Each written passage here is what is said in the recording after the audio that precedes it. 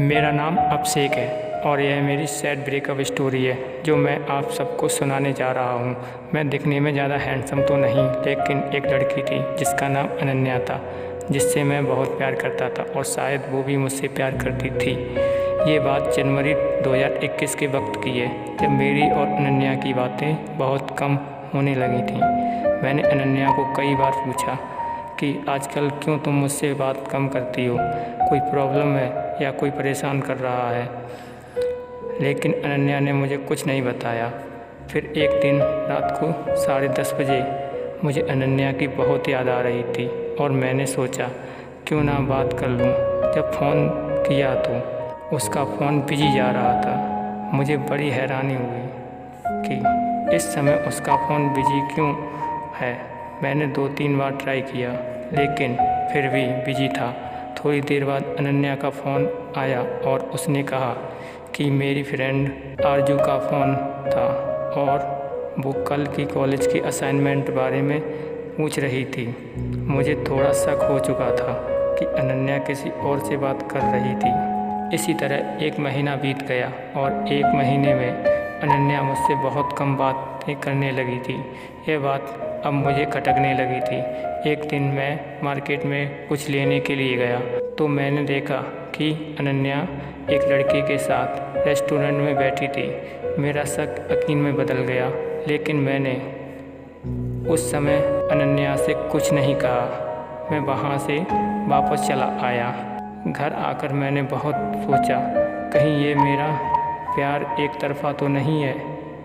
मैं बहुत उदास था क्योंकि मैं उस दिन अकेला महसूस कर रहा था।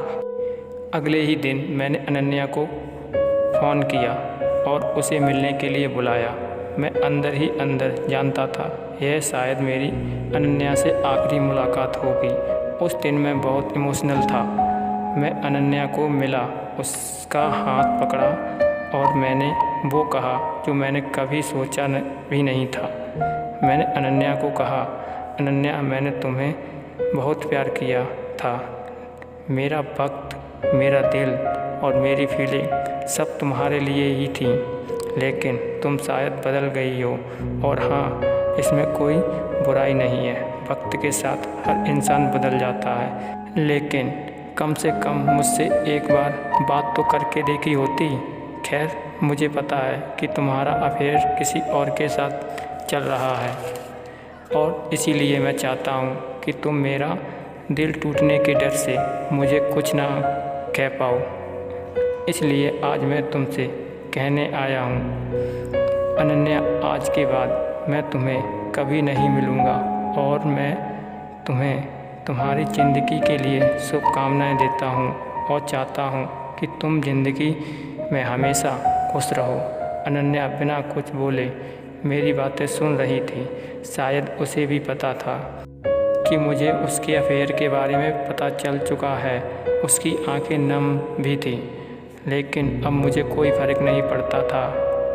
दोस्तों, अभिषेक और अनन्या की ये कहानी हमें एक सीख देती है कि कभी किसी को इतना प्यार मत करो कि वो तुम्हारी ज़िंदगी बन जाए।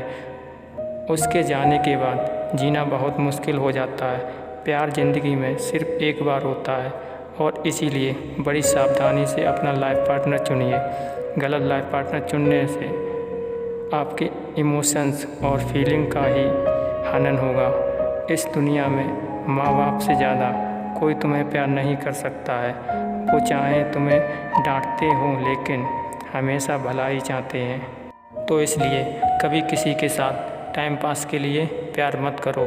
दूसरों के इमोशन और फीलिंग के साथ खेलने का तुम्हें कोई हक नहीं है। लोग वादे तो करते हैं, लेकिन तोड़ भी बड़ी आसानी से देते हैं। जब दिल टूटता है तो संभालना बड़ा मुश्किल होता है। ऐसा लगता है कि ज़िंदगी रोज़ मौत दे रही है। दोस्तों, अगर ये कहानी हमारी अच्छी लगी हो तो प्लीज़ लाइक एंड सब्सक्राइब ज़रूर कर देना।